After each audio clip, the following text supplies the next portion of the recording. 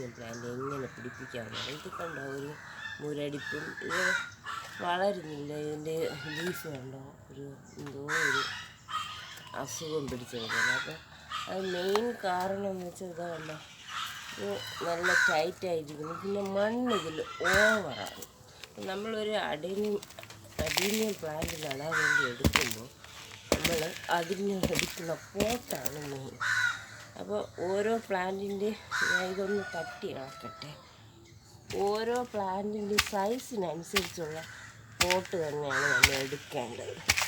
അതിൽ വലിപ്പം കൂടി പോകുമ്പോഴാണ് പ്രശ്നമാകുന്നത്. കണ്ടോ, ഇതിൽ സെറ്റായിരിക്കണം കേട്ടോ. ഇതിൻ്റെ വേരൊക്കെ ചീഞ്ഞിട്ടുണ്ടോ. അത് മെയിൻ കാരണം എന്ന് പറയുന്നത് കണ്ടോ, നല്ല വലിയ പോട്ടും മണ്ണ് ഓവറും ആയതുകൊണ്ടാണ്. അപ്പോൾ ഇത് കണ്ടോ, ഇത് നമുക്ക് ഒന്ന് ക്ലീൻ ചെയ്തൊക്കെ എടുക്കാം. കണ്ടോ, ഇത് കുറച്ച് ദിവസം കൂടെ ആയിരുന്നെങ്കിൽ ഇത് ചിലപ്പോൾ ചീഞ്ഞു പോകാൻ സാധ്യതയുണ്ട്. എനിക്ക് ഒത്തിരി അഡീനിയം പ്ലാന്റ് ചീത്തയായി പോയിട്ടുണ്ട് കേട്ടോ. അപ്പം ഞാനത് എന്ത് ചെയ്യണമെന്നറിയാതെ ഇങ്ങനെ ഇരിക്കുകയാണ്. അപ്പോൾ ഇതിനെ നമുക്ക് വാഷ് ചെയ്തെടുക്കാം. കണ്ടോ, ഇത് നമ്മൾ വർഷത്തിലൊരു ദിവസം ഈ അഡീനിയം പ്ലാന്റ് ഇതേപോലെ പോട്ടിൽ നിന്ന് എടുത്ത് ക്ലീൻ ചെയ്ത് അതിനെ വാഷ് ചെയ്ത് തന്നെ മാറ്റി നടണം. ഞാൻ ഇതിന് മുന്നേ ഒക്കെ ചെയ്തതിൽ എനിക്ക് വാഷ് ചെയ്യാൻ പറ്റിയിട്ടില്ല. ഇന്ന് ഞാൻ അത് വാഷ് ചെയ്യാണ് കേട്ടോ. ഇങ്ങോട്ട് നോക്കി, ഇന്നലെ ഞാൻ ഒരെണ്ണം ചെയ്തിരുന്നു.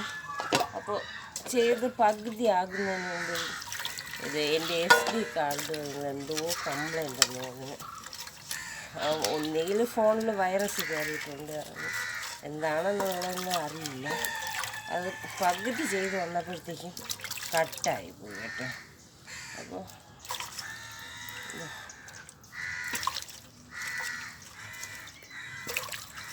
ഇവിടെയൊക്കെ അത് കേടായി വന്നുകൊണ്ടിരിക്കുകയാണ് കേട്ടോ. വേണ്ട, ഇങ്ങോട്ട് നോക്കി, ഈ ഭാഗം കണ്ടോ, ഉണ്ടോ, കുഴിഞ്ഞ് കേടായി വന്നിട്ടുണ്ട്. അപ്പോൾ ഇങ്ങനെ വരുന്നൊരു പ്ലാന്റ് എങ്ങനെയാണ് ശരിയായിട്ട് പിടിപ്പിക്കേണ്ടത്? ഇത് ശരിക്കും പറഞ്ഞാൽ വാഷ് ചെയ്തിട്ട് 2 ദിവസം നമ്മൾ സാഫൊക്കെ പുരട്ടി സൺലൈറ്റിൽ വെച്ച് ഉണക്കിയിട്ട് വേണം പിടിപ്പിക്കേണ്ടത്. ഞാനിപ്പോൾ അങ്ങനെ ചെയ്യുന്നില്ല. ഇതിനെല്ലാം റിമൂവ് ചെയ്തെടുക്കുകയാണ് കേട്ടോ. ഇതിൻ്റെ ലീഫൊക്കെ ചീത്ത ആയതുകൊണ്ട് മുകളിൽ വെച്ച് തന്നെ ഇങ്ങനെ കട്ട് ചെയ്യുന്നു. കണ്ടോ, ഇതിലേക്ക് ഇനി സാഫ് പുരട്ടുകയാണ്.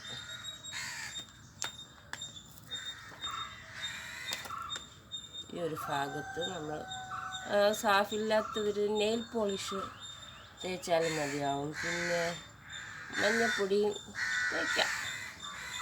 സാഫ് ഉണ്ടെങ്കിൽ സാഫാണ് ബെറ്റർ. അടുത്തത് ഈ ഹോളിൽ അതിലും കൂടെ തേച്ച് കൊടുക്കണം, ഇല്ലെങ്കിൽ അത് ചീഞ്ഞു പോകും പിന്നീട്. കണ്ടോ, അപ്പോൾ ഇതിന് നമുക്ക് ആവശ്യമുള്ള മണ്ണെന്ന് പറയുന്നത് നല്ല മണൽ തരി പോലത്തെ മണ്ണാണ്. കണ്ടോ, നല്ല പൊടി മണമാണ്. ഈ മണ്ണാണെങ്കിൽ നമുക്ക് വേറൊരു മിക്സിൻ്റെ ആവശ്യമില്ല. കണ്ടോ, അപ്പോൾ ഇതിൽ നമ്മൾ വളം മാത്രം, അടിവളം മാത്രം ഇട്ട് കൊടുക്കുക. അതായത് എല്ലുപൊടി, വേപ്പിൻ പിണ്ണാക്ക്, ചാണകപ്പൊടി, ഇത് 3 ഐറ്റവും നമുക്ക് ഇട്ട് ഈ മണലിൽ, ഇതിൽ പ്രത്യേകിച്ച് മണ്ണോ ഒന്നും മിക്സ് ആക്കേണ്ട ആവശ്യമില്ല. അപ്പോൾ ഞാൻ കുറച്ച് എല്ലുപൊടിയൊക്കെ ഇതിൽ എടുത്ത് വെച്ചിട്ടുണ്ട്, അതിനെ മിക്സ് ചെയ്തെടുക്കുകയാണ് കേട്ടോ. അപ്പോൾ ഇതിൻ്റെ ഒരു പ്ലാന്റിന് ഞാൻ നോക്കിയിട്ട് ഈ ഒരു പോട്ടാണ് സൈസ് കേട്ടോ. അപ്പോൾ എപ്പോഴും നമ്മൾ വെക്കുമ്പോൾ ഉണ്ടല്ലോ പോട്ട് നോക്കി വേണം. ഈ പോട്ടിൽ ഹോള് കുറവാണ് കണ്ടോ, ഇങ്ങനെ നീളത്തിലുള്ളത് റൗണ്ടിലെ ഹോളായിരിക്കും ഏറ്റവും നല്ലത്. അപ്പോൾ നമുക്ക് ഇതിൽ തൽക്കാലം ഇതിലേക്ക് പോകും. ഇതിൻ്റെ അടിയിൽ കട്ട പീസുകൾ നമുക്കിടാം, ചുടുകട്ടയുടെ പീസോ എന്തെങ്കിലും. എൻ്റെ കയ്യിൽ ഇല്ലാത്തതല്ല, എനിക്കത് എടുക്കാൻ കഴിയില്ല. അപ്പോൾ ഞാൻ കൂടുതൽ കരിയാണ് യൂസ് ആക്കാറുള്ളത്. അപ്പോൾ ഇന്ന് കരിയില്ല എൻ്റെ കയ്യിൽ. അതുകൊണ്ട് ഡയറക്റ്റ് തന്നെ മണ്ണിടുകയാണ് കേട്ടോ. കാണാമോ?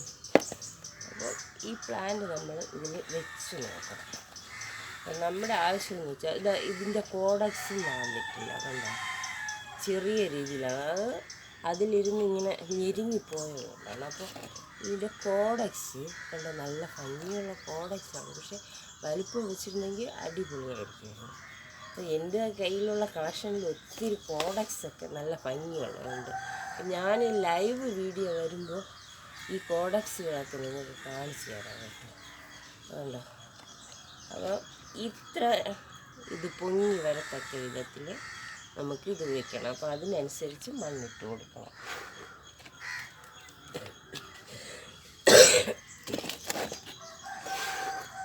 കുറച്ചുകൂടെ ഹൈറ്റ് കുറഞ്ഞ പോട്ടാണെങ്കിൽ നല്ലതായിരിക്കും കേട്ടോ. അതുപോലെ തന്നെ നമുക്ക് ഞാൻ എല്ലാ ചെടിയും കൂടെ നോക്കുന്നത് കൊണ്ടാണ്.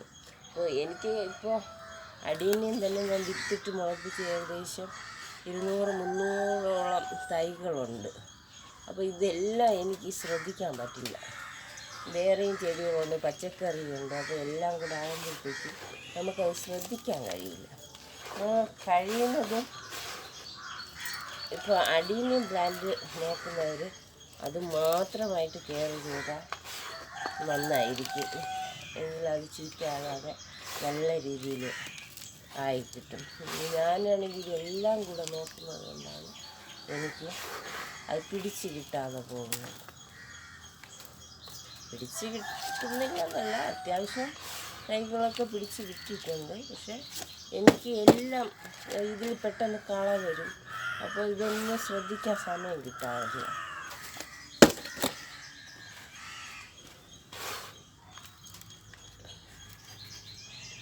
അടീനിയം പ്ലാന്റ് നമ്മൾ നല്ല രീതിയിൽ കെയർ ചെയ്തില്ലെങ്കിൽ ഉണ്ടല്ലോ അത് പെട്ടെന്ന് ചീത്തയായിപ്പോകും. പിന്നെ 2-3 ദിവസത്തിലൊരിക്കൽ വെള്ളം ഒഴിച്ചാൽ മതി. അതൊരു നേട്ടമുള്ള സാധനമാണ് കേട്ടോ, 2-3 ദിവസത്തിൽ.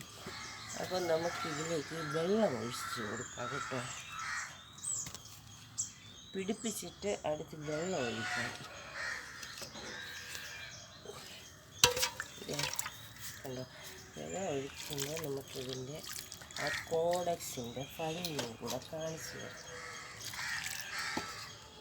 ഈ വെള്ളം ഒഴിച്ച ഉടനെ തന്നെ അത് വാർന്ന് പോകണം. ഇത് അങ്ങനെ പോകുന്നില്ല എൻ്റെ. ഇതാണ് കോഡക്സ്. ഇത് നമ്മൾ ഉയർത്തി ഇങ്ങനെ കൊടുത്തുകൊണ്ടേയിരിക്കണം. കഴിയുന്ന 1 വർഷത്തിലൊരിക്കലെങ്കിലും അടീനിയം പ്ലാന്റ് നമ്മൾ മാറ്റി മാറ്റി വെച്ച് ഇതേപോലെ പ്രൂൺ ചെയ്ത് ഇട്ട് കഴിഞ്ഞാൽ ഇതിൻ്റെ കോഡക്സ് വന്നിട്ട് പെട്ടെന്ന് വളരും. ഇത് ഞാൻ മാറ്റുമ്പോൾ ചില സമയത്ത് 2 വർഷമാവും, 3 വർഷമാവും, എനിക്ക് മാറ്റാൻ സമയം കിട്ടില്ല. അപ്പോൾ അതിൻ്റെ ഉള്ളിലിരുന്ന് അത് ഞെരുങ്ങി ചീത്തയായിപ്പോവും. കണ്ടല്ലോ, ഇങ്ങനെയാണ് നമ്മൾ അടീനിയം പ്ലാന്റ് ശരിയായ രീതിയിൽ, കണ്ടോ നല്ല ഭംഗിയല്ലേ. ഇതിൻ്റെ ആ ഓരോ ഷേപ്പ് ഉണ്ടല്ലോ, അത് കാണാൻ തന്നെ ഒരു ഭംഗിയാണ്. ഓരോന്നിനും ഓരോരോ, ചിലത് ഈ മനുഷ്യരിയ്ക്കുന്ന ഒരു ലുക്കിലൊക്കെ അങ്ങനെയൊക്കെ ഉണ്ട്. അപ്പോൾ ഞാൻ നിങ്ങൾക്ക് ലൈവ് വീഡിയോ ചെയ്യുമ്പോൾ ഈ ഓരോരോ ഷേപ്പുകൾ കാണിച്ചു തരാം കേട്ടോ. ഈ ഷേപ്പ് ഇഷ്ടപ്പെട്ടില്ലേ? നല്ല ഭംഗിയല്ലേ, ഉണ്ടോ? അപ്പോൾ എൻ്റെ ഈ വീഡിയോ നിങ്ങൾക്ക് ഇഷ്ടപ്പെട്ടാൽ ലൈക്ക് ചെയ്യണം, സബ്സ്ക്രൈബ് ചെയ്യണം, ഷെയർ ചെയ്യണം, കമൻറ്റും കൂടെ അറിയിക്കണം കേട്ടോ. Okay, by.